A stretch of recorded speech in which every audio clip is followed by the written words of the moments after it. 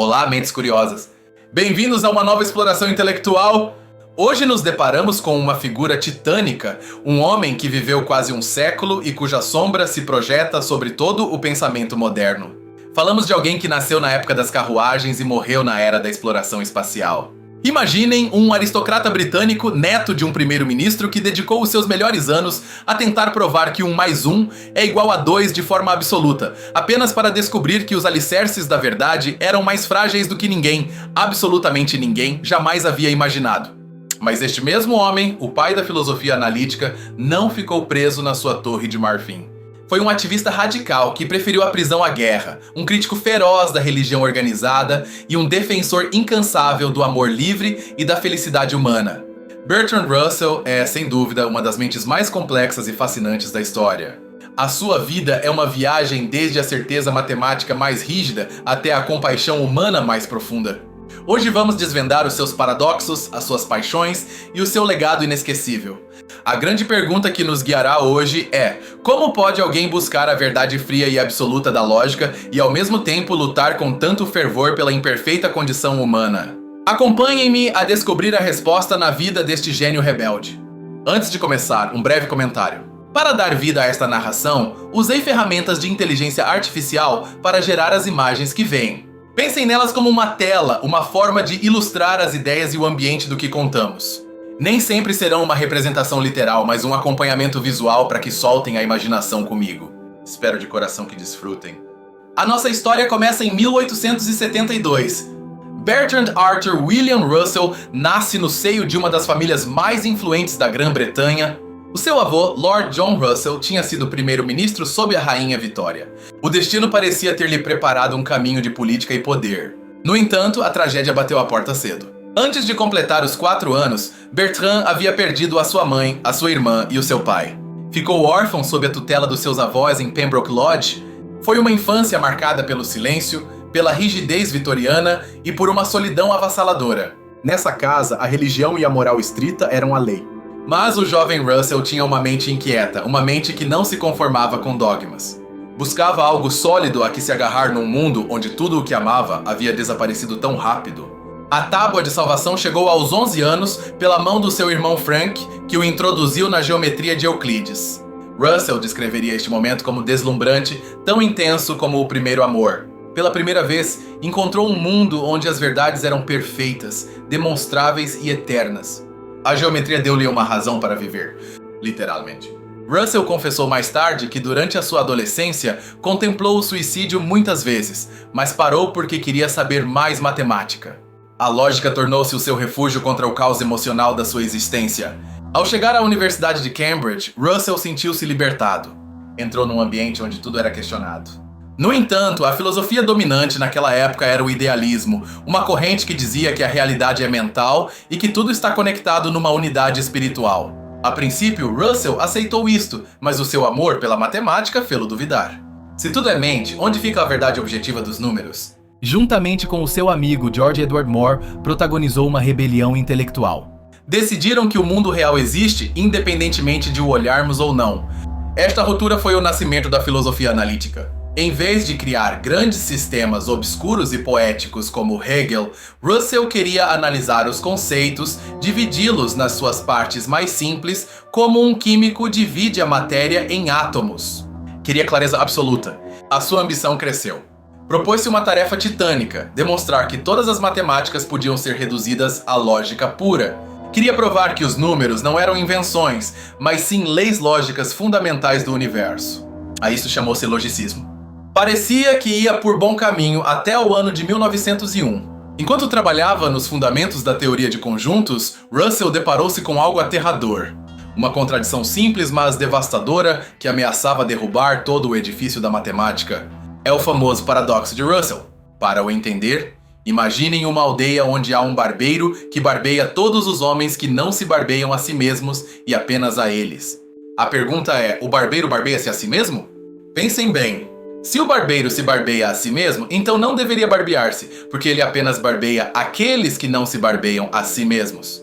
Mas se não se barbeia a si mesmo, então deve barbear-se, porque ele barbeia todos os que não o fazem. É um círculo vicioso, uma contradição irresolúvel. Em termos lógicos, isto refere-se ao conjunto de todos os conjuntos que não se contêm a si mesmos. Este conjunto contém-se a si mesmo? Esta paradoxo foi um terremoto. Russell escreveu ao grande lógico Gottlob Frege, que viu como a obra da sua vida desmoronava-se por esta simples pergunta. Russell não se rendeu. Decidiu que tinha de solucionar isto. Juntamente com o seu antigo professor Alfred North Whitehead, embarcou na escrita dos Principia Mathematica. O seu objetivo era reconstruir a matemática do zero, evitando os paradoxos com regras à prova de falhas. Foi um trabalho brutal que durou 10 anos. 10 anos para escrever 3 volumes massivos cheios de símbolos estranhos que muito poucas pessoas no mundo podiam ler. Russell disse mais tarde que o seu intelecto nunca se recuperou totalmente do esforço de escrever esse livro. Para que tenham uma ideia da rigorosidade, levaram centenas de páginas apenas para demonstrar formalmente que 1 mais 1 é igual a 2. Ao chegar a essa conclusão, puseram uma nota irônica dizendo que a proposição é ocasionalmente útil. Embora os Principia não tenham conseguido tudo o que prometiam e mais tarde Kurt Gödel demonstraria que um sistema assim é impossível de completar, a obra continua a ser um monumento ao intelecto humano. Foi a tentativa mais nobre de encontrar certeza absoluta num mundo incerto. Mas Russell não só revolucionou a matemática, também transformou a linguagem. Apercebeu-se de que muitas confusões filosóficas nascem porque usamos mal as palavras. Desenvolveu a teoria das descrições para limpar a nossa forma de falar do mundo. Tomemos a frase: o atual rei de França é calvo. França é uma república, não tem rei. É a frase verdadeira ou falsa? Se dizemos que é falsa, parece que sugerimos que o rei tem cabelo. Russell resolveu isto analisando a estrutura lógica oculta sob a linguagem cotidiana. Ele nos ensinou que a linguagem é um mapa, e às vezes o mapa tem erros que não correspondem ao território. O seu trabalho fundou a filosofia da linguagem, uma ferramenta vital para pensadores posteriores e para a informática moderna. Sem Russell não entenderíamos a lógica da programação. Em Cambridge, Russell teve um estudante que mudaria a sua vida, Ludwig Wittgenstein. Um jovem austríaco intenso, brilhante e atormentado. Russell viu nele o seu sucessor natural, alguém capaz de levar a lógica mais além de onde ele a tinha deixado. A relação foi tempestuosa. Wittgenstein acabou por criticar as ideias de Russell, dizendo-lhe que a lógica não podia explicar as coisas mais importantes da vida, como a ética ou a mística. Russell, embora magoado, teve a honestidade intelectual de reconhecer a genialidade do seu aluno. Enquanto lutava com a lógica, o mundo real explodiu. Em 1914 começou a Primeira Guerra Mundial. A maioria dos intelectuais deixou-se levar pelo fervor patriótico. Russell, no entanto, manteve-se firme no seu pacifismo. Não podia entender como a civilização europeia se lançava ao suicídio coletivo. Escreveu, fez discursos e organizou protestos. Esta postura tornou-o um pária. Os seus amigos deram-lhe as costas e o governo britânico o vigiava de perto. O seu ativismo teve um preço alto. Foi expulso do seu posto na Universidade de Cambridge, perdendo o seu lar acadêmico. E em 1918, foi condenado a 6 meses de prisão por um artigo criticando a intervenção americana na guerra. Mas Russell era inquebrantável. Na prisão de Brixton, longe de se deprimir, escreveu outro livro de matemática e leu vorazmente. Disse que a prisão foi um descanso agradável da responsabilidade de tentar salvar o mundo. Após a guerra, Russell viajou para a União Soviética. Reuniu-se com Lenin e Trotsky. Enquanto outros intelectuais de esquerda idealizavam a revolução, Russell viu o autoritarismo nascente. Escreveu uma crítica profética sobre o bolchevismo quando ainda era impopular fazê-lo. Também viajou para a China, onde foi recebido como um herói. Apaixonou-se pela cultura chinesa, admirando a sua abordagem à vida e à felicidade acima da eficiência ocidental. Lá, adoeceu gravemente de pneumonia e os jornais japoneses chegaram a anunciar a sua morte. Mas Russell, como sempre, sobreviveu. Ao voltar para a Inglaterra, com uma família para sustentar, teve de se reinventar. Tornou-se um escritor popular, publicando livros sobre educação, casamento e moralidade que escandalizaram a sociedade conservadora. No seu livro A Conquista da Felicidade, Russell baixou a filosofia do céu à terra. Nos disse que a infelicidade vem de se preocupar demais consigo mesmo. Propôs o entusiasmo pelas coisas simples e a curiosidade pelo mundo exterior como a cura para a melancolia. Também abordou temas tabu como o sexo. Defendeu a educação sexual e o amor livre muito antes da Revolução dos anos 60. Fundou uma escola experimental, Beacon Hill, onde as crianças tinham liberdade total para aprender e questionar a autoridade. A sua postura sobre a religião foi igualmente provocadora. Na sua famosa conferência, Porque não sou cristão, argumentou que a religião se baseia no medo e que tem sido uma fonte de miséria incalculável para a humanidade. Defendia uma ética baseada na bondade humana, não em mandatos divinos. Para ilustrar a carga da prova, inventou o famoso bule de chá de Russell. Disse que se ele afirmasse que há um bule de chá de porcelana a orbitar entre a Terra e Marte, ninguém poderia refutá-lo. Mas isso não significa que seja razoável acreditar nele. Esta analogia simples desarmou séculos de apologética religiosa. Russell insistia em que não cabe ao cético refutar o dogma, mas sim ao crente prová-lo. O seu agnosticismo não era uma dúvida tímida, mas uma afirmação valente da razão frente à superstição. Com o início do grande conflito europeu daquela década, Russell reavaliou a sua postura pacifista. Ele reconheceu que um certo regime governamental era uma ameaça que não podia ser contida apenas com a diplomacia. Admitiu que o confronto, embora terrível, era por vezes um mal inevitável. Isso demonstrou a sua capacidade de adaptar o seu pensamento. Depois da guerra, com o mundo dividido pela cortina de ferro, Russell tornou-se uma das vozes mais respeitadas do planeta.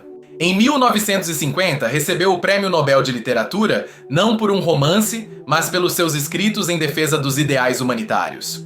A uma idade em que a maioria se reforma, Russell radicalizou-se de novo.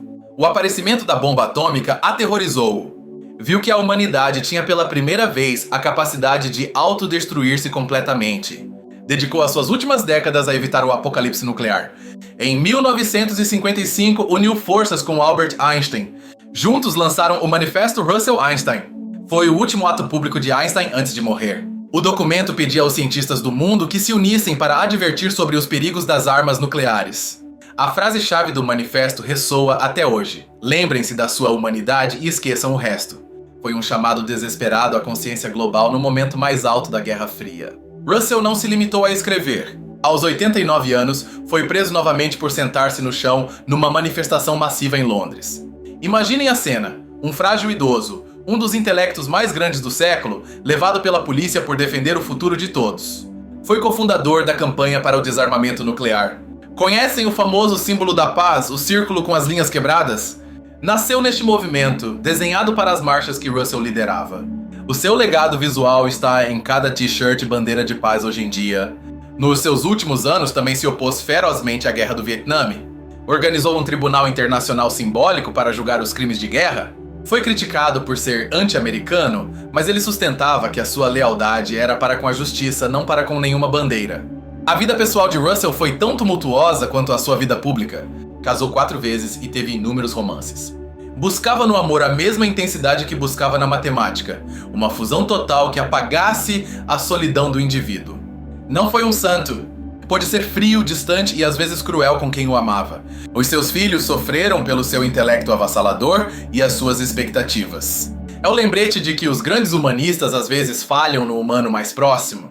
No entanto, o seu motor sempre foi uma profunda compaixão. No prefácio da sua autobiografia, escreveu que 3 paixões simples, mas avassaladoras, governaram a sua vida: o anseio de amor, a busca do conhecimento e uma insuportável piedade pelo sofrimento da humanidade. O anseio de amor tirava-o do seu isolamento. A busca do conhecimento permitia-lhe entender o cosmos, mas a piedade pelo sofrimento trazia-o sempre de volta à Terra. Ouviu os gritos de dor no mundo e não pôde ignorá-los. Russell viveu até aos 97 anos. A sua mente manteve-se lúcida quase até ao fim. Havia visto o mundo transformar-se por completo, e ele tinha sido um dos seus arquitetos principais. Morreu em 1970, deixando um vazio intelectual imenso. Hoje, o legado de Russell está em todo o lado. Está na lógica dos computadores que usamos, está na filosofia analítica que se ensina nas universidades. Está no ceticismo saudável em relação à autoridade e ao dogma religioso. Mas talvez o seu legado mais importante seja a sua atitude. O espírito russeliano, essa mistura de intelecto feroz e coragem moral. Ensinou-nos que pensar claramente é um dever moral, porque as más ideias levam a más ações e ao sofrimento desnecessário. Russell nos advertiu sobre os perigos do fanatismo. Disse que o problema do mundo é que os estúpidos estão seguros de tudo e os inteligentes estão cheios de dúvidas. Na nossa era de desinformação e polarização, as suas palavras soam mais urgentes do que nunca. Nos deixou uma receita para o pensamento crítico. Quando estudares qualquer matéria, pergunta-te unicamente quais são os fatos e qual é a verdade que os fatos sustentam. Nunca te deixes desviar pelo que desejas crer ou pelo que crês que teria benefícios sociais se fosse acreditado. A sua vida nos desafia. Nos desafia a não nos conformarmos com respostas fáceis. Nos desafia a tolerar a incerteza sem cair na paralisia. Nos desafia a usar a nossa mente para melhorar o mundo, não apenas para o entender. Bertrand Russell foi o filósofo que desceu da montanha. Não ficou com as tábuas da lei lógica, desceu ao vale para lutar contra a guerra, a ignorância e o medo. Nos mostrou que se pode ser um gênio abstrato e um ser humano apaixonado ao mesmo tempo. Numa das suas últimas entrevistas, perguntaram-lhe que mensagem deixaria às gerações futuras. A sua resposta foi simples e eterna: o amor é sábio, o ódio é tolo. Neste mundo cada vez mais interconectado, devemos aprender a tolerar-nos uns aos outros. Devemos aprender a aceitar o fato de que a ninguém agrada o que dizemos. Só assim poderemos viver juntos. Se vamos viver juntos e não morrer juntos, devemos aprender uma espécie de caridade e tolerância. Essas palavras são o seu testamento final. Então, da próxima vez que defenderem uma ideia, lembrem-se de Russell, busquem a evidência, questionem os seus próprios preconceitos. E, sobretudo, lembrem-se de que a inteligência sem amor pode ser perigosa, mas o amor sem inteligência é impotente. Precisamos de ambas. A história de Bertrand Russell é a história do século XX, com as suas luzes e as suas sombras. É a prova de que uma única mente, armada com a razão e a palavra, pode mudar o curso da história e desafiar os impérios mais poderosos. A sua lógica decompôs o universo em átomos de significado. O seu ativismo tentou unir a humanidade numa paz duradoura. Falhou muitas vezes, mudou de opinião, errou e retificou. Mas nunca jamais deixou de pensar. E esse é o maior presente que nos deixa. O convite constante a pensar. A não aceitar a autoridade sem questionar. A ser céticos, mas construtivos. A ser cidadãos do universo livres das cadeias do dogma. Agora bem, pensem na sua própria vida. Quantas das suas crenças resistiriam à análise de Russell? Quantas se baseiam na evidência e quantas no desejo ou no medo? Fazer-se essa pergunta é o primeiro passo para despertar. Obrigado por me acompanharem nesta viagem através da vida de um dos gigantes do pensamento. Foi uma honra desvendar estas ideias convosco. Se esta análise acendeu uma faísca na sua mente, não se esqueçam de subscrever e ativar o sino. Comentem abaixo, que ideia de Russell vos impactou mais? A sua lógica implacável ou o seu humanismo apaixonado? Eu os leio nos comentários. Até a próxima. Continuemos a questionar. Continuemos a aprender. E como diria Russell, que o amor seja o nosso guia e a razão a nossa luz. Adeus. Um último detalhe antes de irmos. A filosofia de Russell nos ensina que o trabalho intelectual nunca termina. Cada resposta abre novas perguntas. Mantenham essa curiosidade viva. É o motor que move o mundo. E lembrem-se, mesmo quando a lógica parece fria, o seu propósito final é servir a vida quente e vibrante. Não estudem para ser pedantes, estudem para viver melhor. Esse é o verdadeiro segredo. O paradoxo do barbeiro nos ensinou os limites. O ativismo nos ensinou a coragem. A vida de Russell é um mapa para navegar a complexidade. Usem-no bem! Da solidão de Pembroke Lodge até os cenários mundiais, Russell nunca deixou de ser aquele menino que buscava segurança na geometria. Todos nós carregamos um menino assim dentro. Cuidem dele! A clareza é uma forma de cortesia para com o pensamento dos outros. Escrevam claro, falem claro, pensem claro. É a melhor homenagem que podem fazer a este pensador. Nos vemos no próximo vídeo, onde continuaremos a explorar as ideias que deram forma à nossa realidade. O conhecimento é uma aventura infinita. Sejam valentes. Obrigado pelo vosso tempo e a vossa atenção, os dois recursos mais valiosos que tem. Investi-los em aprender é a melhor decisão. Um abraço afetuoso a todos. Até breve, buscadores da verdade. Continuem lendo, continuem duvidando. E, acima de tudo, continuem sendo humanos. Fim da transmissão.